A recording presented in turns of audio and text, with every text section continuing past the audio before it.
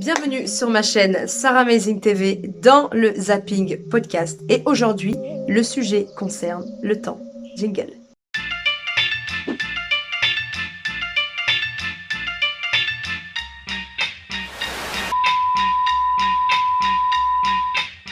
Pour moi, le temps, clairement, c'est une richesse. Le temps, c'est à la fois une source de création d'espoir, mais aussi une source de perte d'espoir. Quand on a le temps, ça va. Quand on n'a pas le temps, ça va plus. Et donc, quand ça ne va plus, il se passe quoi? On se plaint. Tu te plains.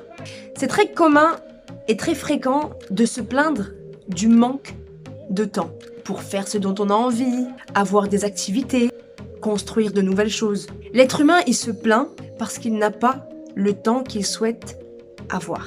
Donc le temps, c'est à la fois ton ami et à la fois ton ennemi. Mais dans tous les cas, c'est un besoin essentiel, quelle que soit la situation dans laquelle tu te trouves.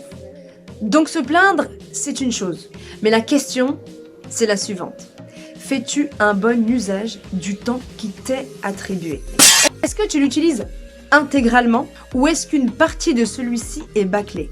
C'est vrai qu'il est difficile de remplir une journée telle qu'on l'imagine, car on est tous occupés différemment. Donc la journée, elle est déjà condamnée par les obligations du quotidien. Travail, les enfants pour ceux qui en ont, etc. Mais j'ai un conseil que moi-même je suis, si tu veux faire en sorte de gagner du temps. La petite astuce, c'est utiliser ces temps cachés. Mais c'est quoi un temps caché? Alors, ce que j'appelle temps caché, ce sont les petits moments de ta journée où ton corps est occupé, mais que ton cerveau, ton esprit reste libre. Et puisqu'il est libre, il est disponible à d'autres occupations. Grâce à quoi? Grâce à ton écoute et donc à ta mémoire auditive. Par exemple, lorsque tu fais la vaisselle, lorsque tu conduis, lorsque tu prends une douche, ou le temps que tu passes dans les transports en commun. Eh bien, tous ces petits moments sont des moments précieux. Ils sont précieux parce que tu peux les utiliser comme tu en as envie. Donc, comme j'ai dit précédemment, on a tous des activités diverses, on a tous des obligations et des préoccupations différentes. Cependant, ces petits moments cachés, on les a tous en commun. On prend tous des douches, j'espère. On fait tous un petit peu à manger. Mais peu de personnes utilisent ces petits moments précieux à bon escient. Peut-être que tu en fais partie. Si c'est le cas, c'est soit tu n'as pas encore conscience de l'existence de ces temps cachés, ou soit tu considères que ce ne sont que de petits moments sans importance avec lesquels tu ne peux être productif. Et là, tu te trompes. Si jamais tu penses cela, je t'invite à changer d'avis le plus rapidement possible. Parce que 10 minutes sous la douche, 30 minutes au volant, 1 heure au fourneau, au quotidien, ça fait une sacrée addition à la fin de la journée. Ta journée. Et c'est énormément de temps gâché si tu ne l'utilises pas complètement. C'est un temps que tu peux extraire, c'est un temps que tu peux puiser. Alors profites-en. En tout cas, moi, c'est comme ça que je fonctionne. Et je pense que c'est l'une des meilleures manières de perdre le moins de temps possible. Moi, par exemple, mes journées, elles sont pratiquement toutes chargées.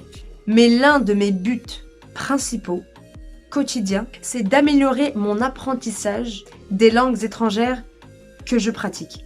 À savoir l'espagnol, l'italien et l'anglais.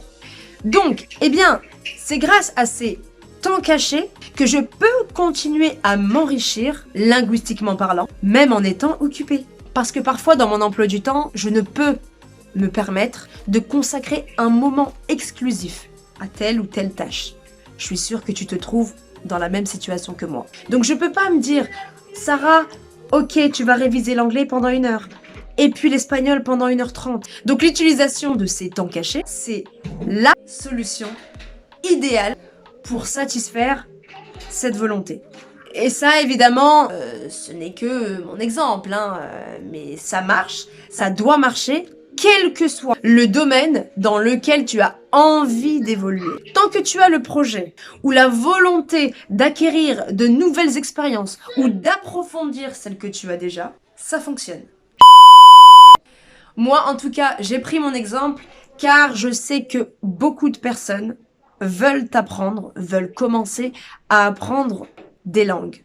Mais elles ne trouvent pas le moment, le déclic déclencheur pour commencer cet apprentissage, parce qu'elles ne trouvent pas le temps. Donc pour celles et ceux qui ont envie d'apprendre, d'évoluer, mais qui se plaignent d'un manque de temps, quel que soit le domaine, alors utilise tes temps cachés. Au fait, en utilisant ces temps cachés, tu vas avoir cette impression de créer du temps, de créer ton temps et de ne surtout pas le gaspiller. C'est génial, non? Mais, ce n'est que mon avis à bon entendeur.